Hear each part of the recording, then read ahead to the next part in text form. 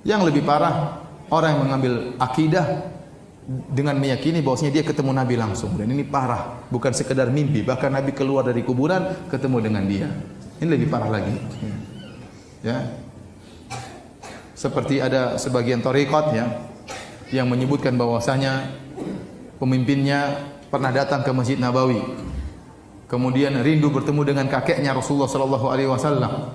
Maka dia pun menyampaikan nasyid-nasyid, syair-syair tentang kerinduannya bertemu dengan kakeknya. Dia ingin berjabat tangan dengan kakeknya. Tahu-tahu kuburan Nabi bergerak, tahu-tahu tangan Nabi keluar, siap untuk dia apa? Berjabat tangan. Ini benar, saya tidak, ini disebutkan oleh mereka. Thariqat tertentu. Thariqat apa? Tertentu. Bahkan ada orang seperti itu di tanah air kita.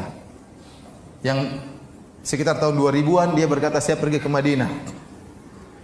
Kemudian tiba-tiba kuburan Nabi bergoyang. Juk, cak, juk, cak. Kemudian tiba-tiba Nabi keluar, lantas Nabi pun datang kepada saya, Nabi pun mencium kedua lututku. Subhanallah. Ini ngawur. Sekarang orang ini luar biasa. Acara kematiannya sampai macet di mana-mana.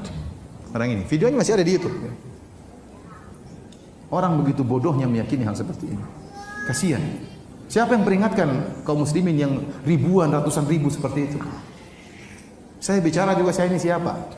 Harusnya orang-orang besar, ya kita hidup untuk mengingatkan umat dari kesyirikan, dari pengkultusan yang tidak benar.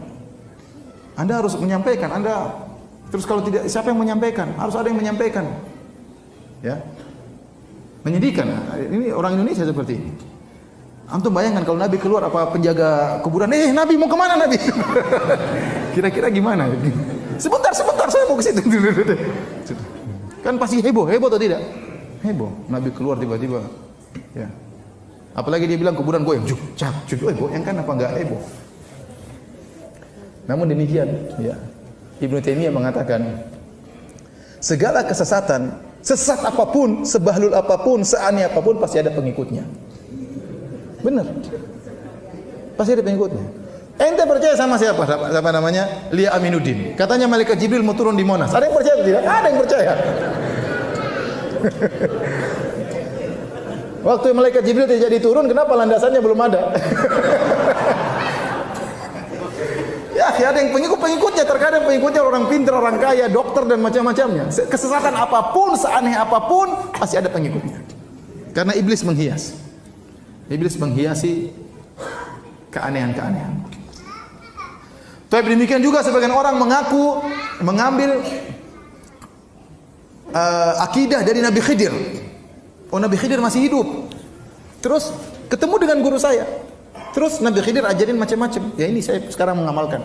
Loh, benar yang ditemui gurumu Nabi Khidir? Ya benar. Dari mana kamu tahu Nabi Khidir? Dia ngaku sebagai Nabi Khidir. Dan yang benar Nabi Khidir sudah meninggal. Ini dijelaskan oleh para ulama seperti Ibnu Katsir, Ibnu Hajar Al-Asqalani rahimahullahu taala. Dan ingat, setan bisa ngaku sebagai Nabi Khidir. Kalau Nabi Muhammad SAW, kita tahu ciri-cirinya, fisiknya seperti apa. Sehingga kalau ada orang ngaku sebagai Nabi Muhammad, kita tinggal cocokkan dengan ciri-ciri Nabi SAW. Nabi Khidir di mana ciri-cirinya? Enggak ada disebutkan. Nah, kalau ada setan ngaku sebagai Nabi Khidir, ente percaya ternyata gondruwo, gimana? Oleh karenanya para hadirin dan hadirat yang dirahmati Allah Subhanahu wa taala, tidak boleh menjadikan mimpi sebagai dalil, sumber akidah. Tapi di antara sumber akidah yang keliru yang juga berbahaya adalah menjadikan akal sebagai sumber akidah. Banyak orang tersesat dalam hal ini, menjadikan akal sebagai sumber akidah. Ya. Mereka tatkala melihat dalil, menurut mereka tidak masuk akal, maka mereka tolak. Terutama berbicara tentang sifat-sifat Allah Subhanahu wa taala. Ya akhi, mungkin menurut Anda tidak masuk akal, masih banyak orang masuk akal. Masih banyak menurut akal yang lain masuk akal. Kenapa Anda menjadikan akal Anda sebagai patokan? Banyak perkara-perkara yang dahulu tidak masuk akal, sekarang masuk akal. Saya bilang sama antum, kalau antum kembali 1000 tahun yang lalu, terus antum bilang sama nenek moyang kita 1000 tahun yang lalu, ada alat bisa video call. Kira-kira nenek moyang kita bilang apa? Ente gila bin Majnun katanya. Bisa video call gimana caranya?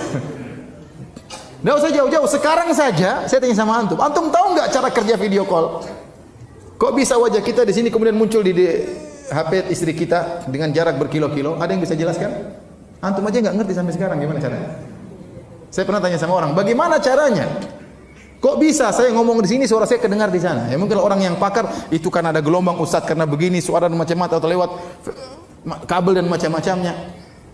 Saya sampai sekarang tidak ngerti. Ada yang bilang Ustaz saya tahu Ustaz. Kalau ada pulsanya bisa Ustaz. Dia paham. Itulah pemahaman dia. Mau diapain? Kalau nggak ada pulsanya nggak bisa. Sama top kata saya.